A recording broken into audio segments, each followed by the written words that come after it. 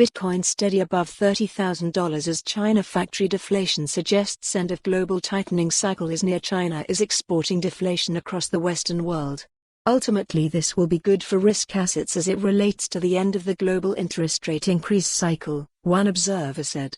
Bitcoin held steady above $30,000 early Monday as Producer Price Index (PPI) data from China suggested the global liquidity tightening cycle that kicked off early last year and roiled risk assets including cryptocurrencies is nearing its end. China's PPI, a measure of factory gate prices, fell 5.4% year-on-year in June, the ninth consecutive monthly decline and the steepest drop in 7 years, the National Bureau of Statistics, NBS, said Monday. That is likely to lead to lower export prices and deflationary pressures in the global economy.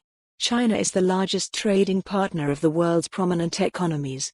Deflation, a sustained decline in the general price level, occurs when the inflation rate is negative. Persistent deflation in one of the world's largest sources of manufactured products will help Western central banks, whose aggressive interest rate increases aim taming inflation that's at the highest levels for years, and in some cases decades, is hurting the wider economy. The Fed has raised rates by more than 500 basis points to the 5% to 5.25% range since March 2022 and ran into a banking crisis early this year. In Europe, Credit Suisse had to be rescued by Swiss rival UBS. China is exporting disinflation across the Western world. David Brickell, Director of Institutional Sales at Crypto Liquidity Network. Follow the URL for the full article. For more on this story, visit the news article link.